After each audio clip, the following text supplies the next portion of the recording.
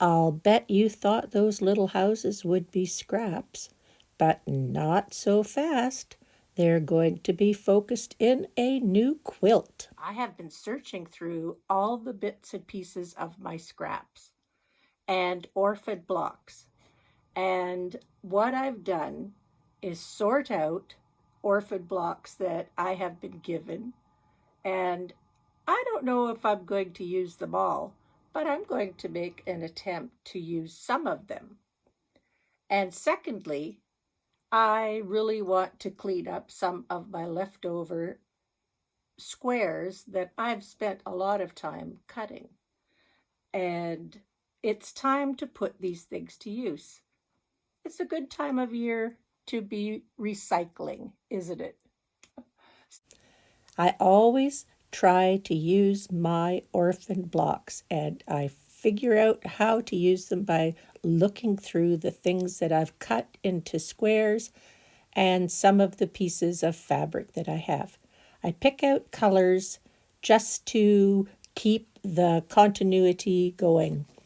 And here's a little reminder of how to make those wonky houses.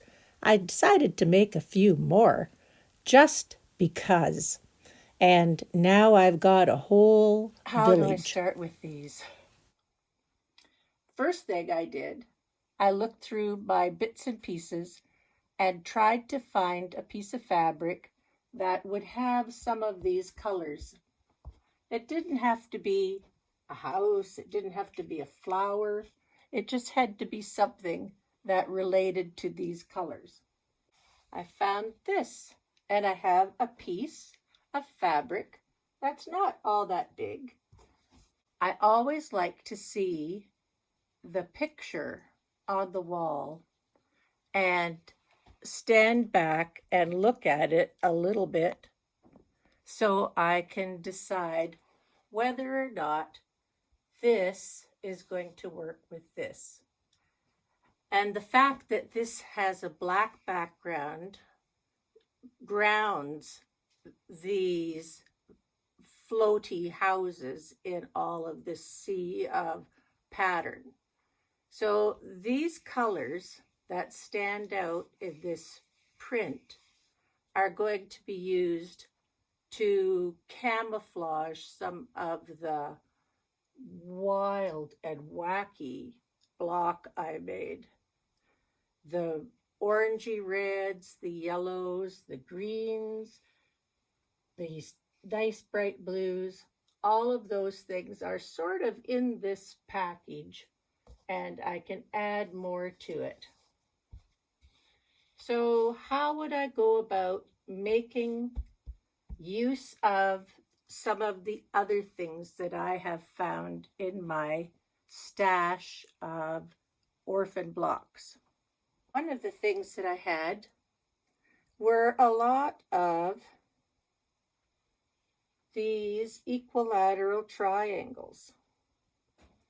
Now, some of these triangles have colors that are going to work because they have some continuity in the bottom. So I'm looking at these, and how do you normally put these together?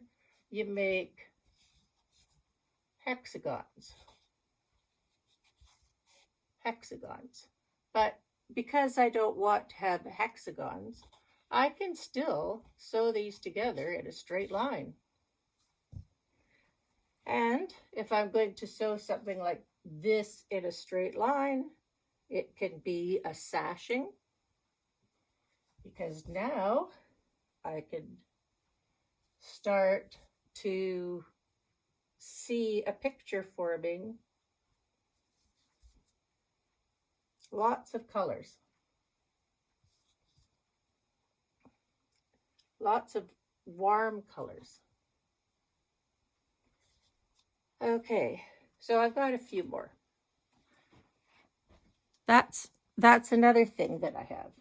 I have 10 of these blocks that I was just given at the door 2 days ago. So I've got something here that I might be able to use because the colors of the bottom are going to work. So I've got these kinds of things. And the colors are fabulous colors. They look nice with this. They'll look all right with that. They're very intense.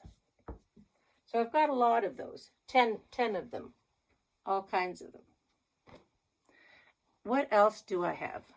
Are some of these cut in half, and half are left side and half are right side. They'll go together, but I'm not sure about these at all. They're pastel, but they might be all right. Quite a bit of white on them. These have quite a bit of white on them. Oh, but look at this. I could take one of those and put it up here on there to break up the white. Oh, I love putting things together. You know, that's going to work. I think I'll save those two for another quilt.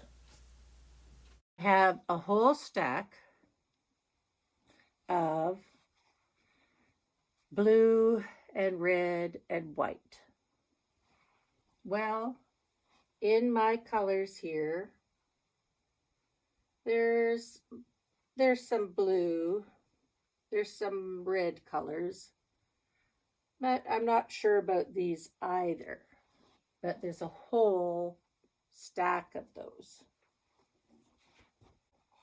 just to keep them in my view.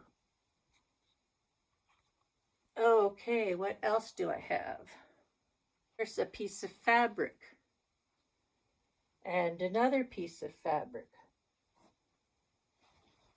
and to make blocks like that.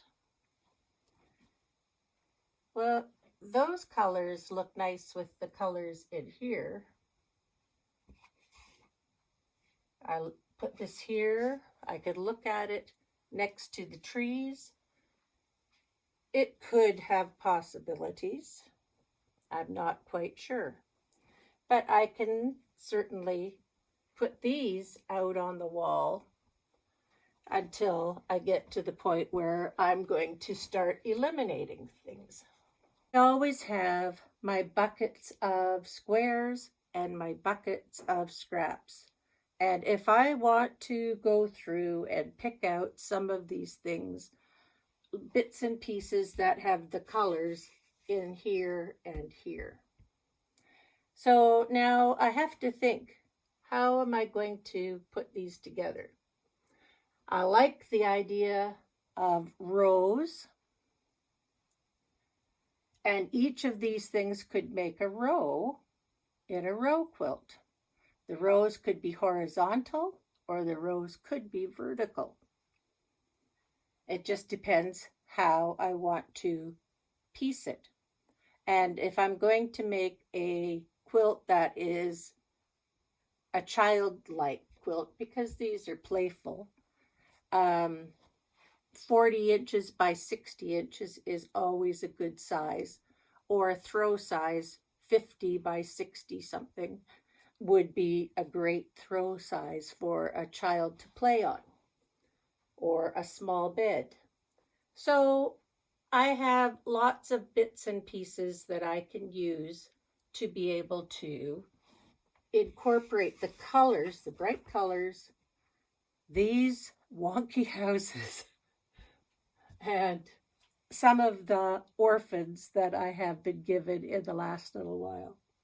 I always like to use the orphan blocks in very different ways, so I create different ways of using them. They don't have to be used exactly as they came.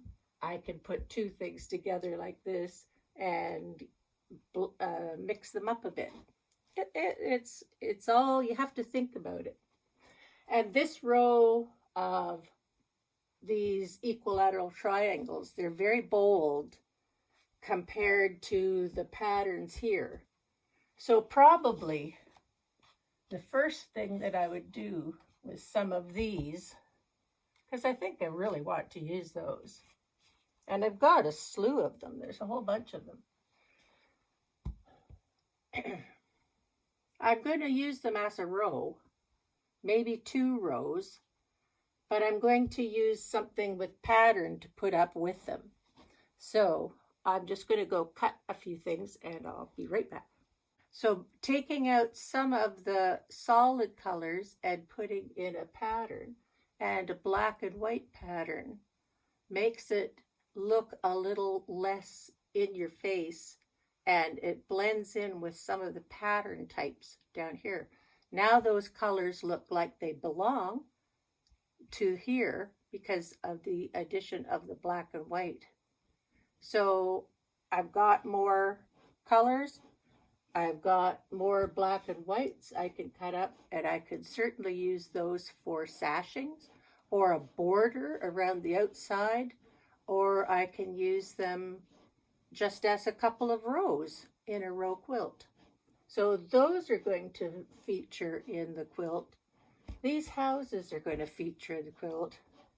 This certainly is going to be part of it as well, and especially some of the bright colors down here. I'm not sure about these up here or those blues, but I'm going to take this down and start thinking about how I want to put things together. Always fun. Challenge yourself to do something different. It's wonderful. Okay, step 1. I put the tree color in the center. I made another set of wonky houses. I put one set on either side of the tree. Now as I stand back and look, the colors are in there, the dark blue, the red, these colors with gray and black, and the flowers of the greens. To me, that balances out the patterns, and I think that's going to look good with each other.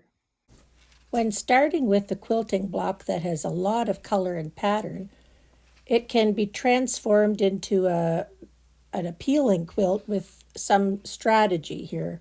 I'm going to use some solid fabrics. I'm going to pair some of the busy blocks with solid or neutrals. And maybe I'm even going to go with a neutral sashing.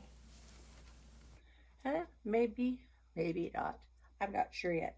I'm not going to sew anything together until I get a bit more done. I like this piece of blue. Maybe just something without too much pattern would be a good border in there instead of those big colorful blocks.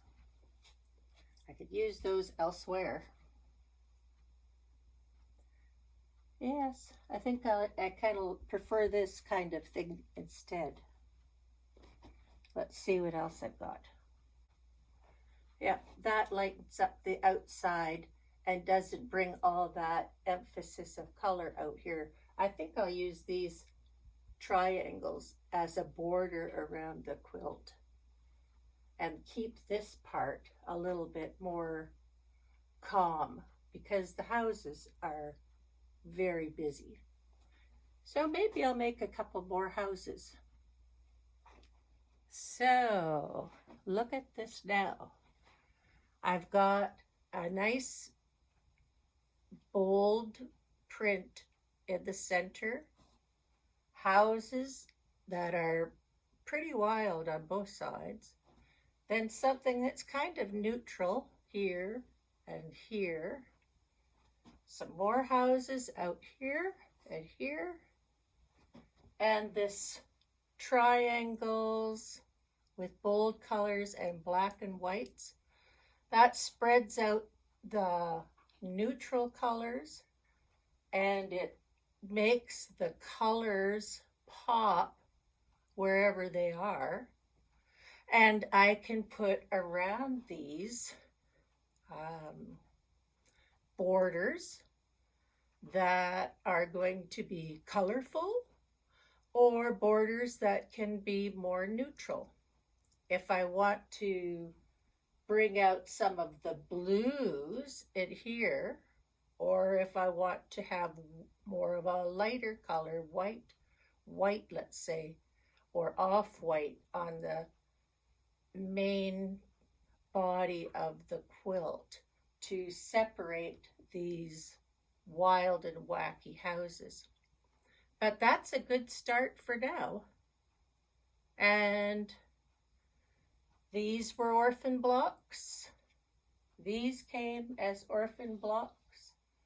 These houses, I made them, but they were orphan blocks because I didn't have any idea what I was going to do with them when I made them.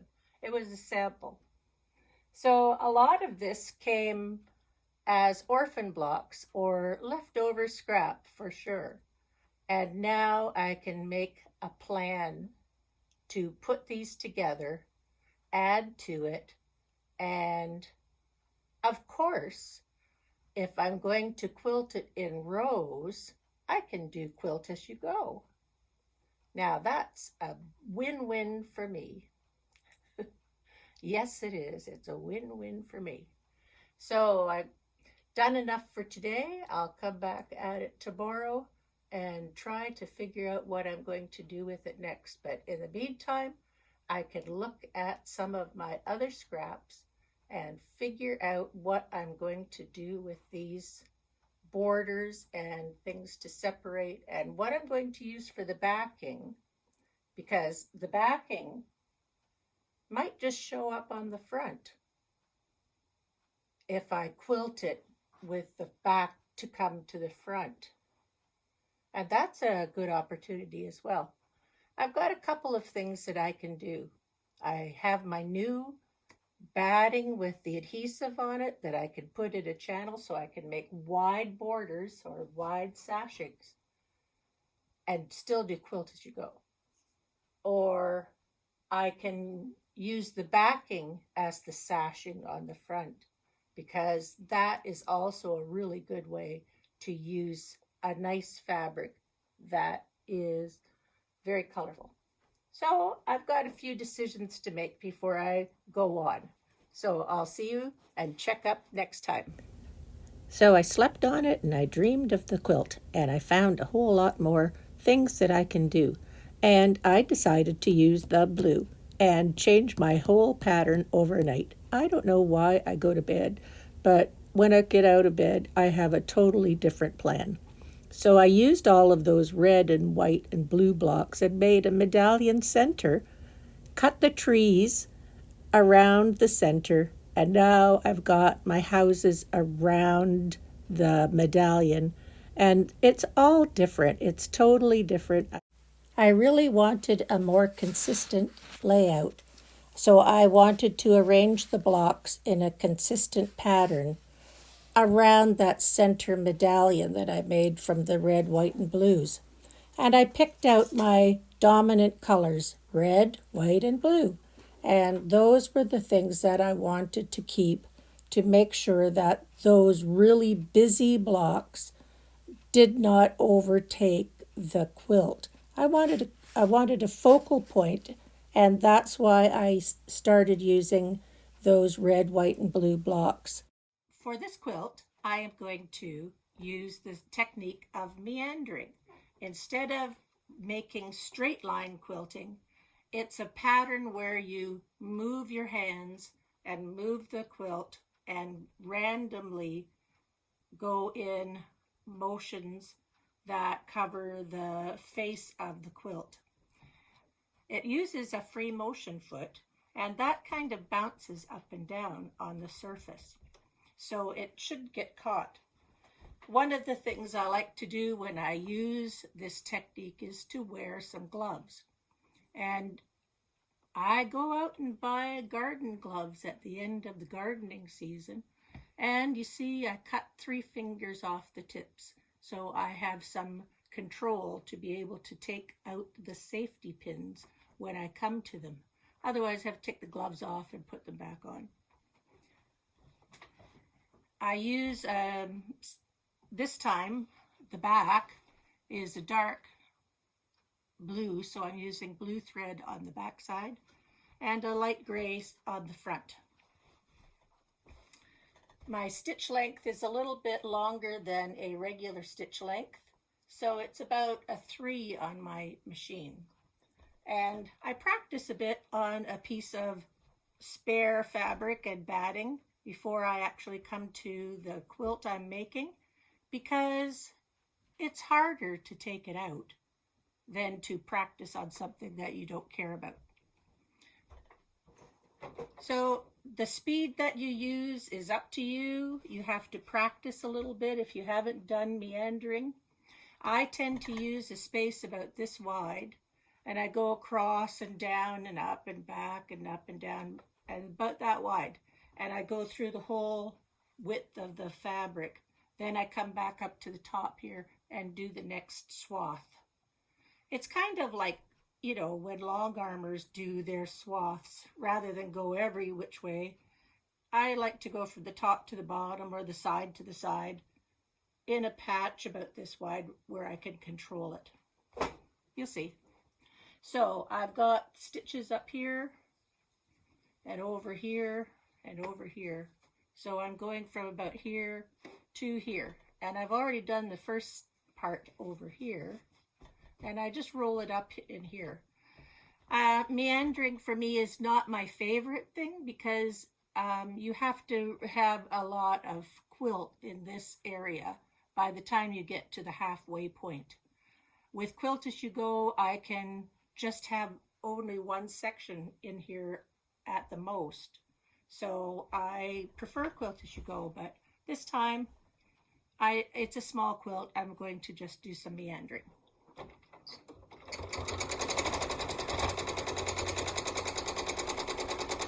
I could just cut out the sewing machine noise.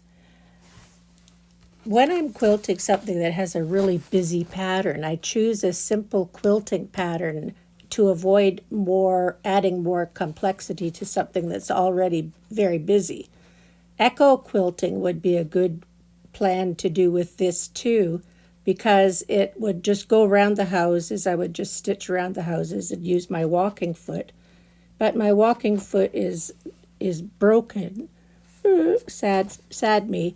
And I ordered a new one, and it won't be here for another week. So that's why I'm meandering. And I always try to stop with the needle down so I can reposition the fabric on the surface. One of the things that you try not to do is to cross rows of stitching. So if you can it's easier to come forward and not back up. Sometimes people find it easier to go sideways so that you can see what's on both sides.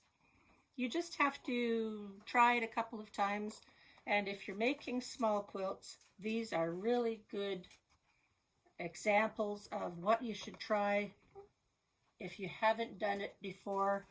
It's not as heavy, it's not as big, and it makes it easier.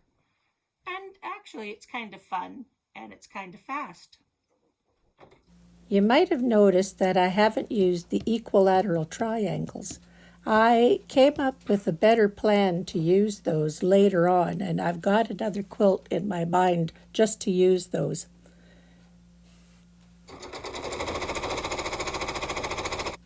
You will also notice that I used a light gray blue as the sashing between those busy blocks, and I used a darker blue as the other components in the quilt, just to calm things down.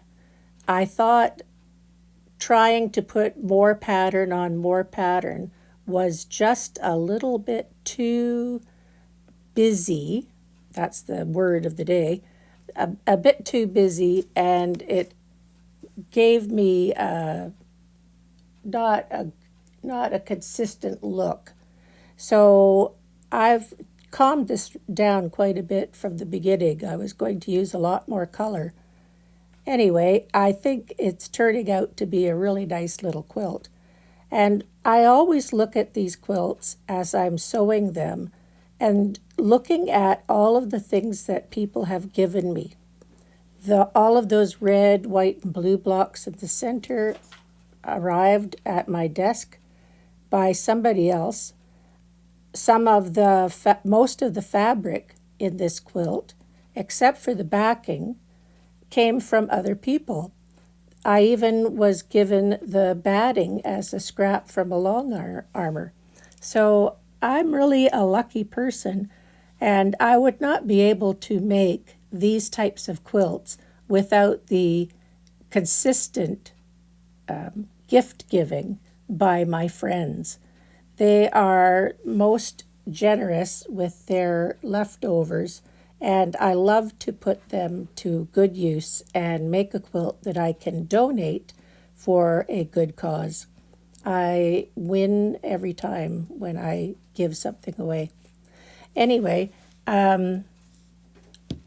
it kind of reminds me of a song that I wrote based on the stone in the soup fable. And I'll leave a link in the notes and you can listen to it if you like my songs. Thank you very much. But if you like them, you can make a comment on my music channel. Anyway, I'm going to finish quilting this and I'll pop it up on the wall and I'll show you the finished product. I made my borders 1.5 inches, so cutting off the excess is easy. I just put my ruler edge up against the blocks and cut an even row all the way around. Well, this one's coming to an end. Once again, if you like this, please give me a thumbs up. And if you have any questions about what I'm doing and why I'm doing it, or if you just want to make a comment, that's great. I always answer as best as I can. And I hope that your quilting is going well and you're trying out some new things and testing how to make your quilting a little bit better. Everybody knows that the more practice you have, the better things look and the better they get. So I will just end here. Thank you very much for watching and see you next time.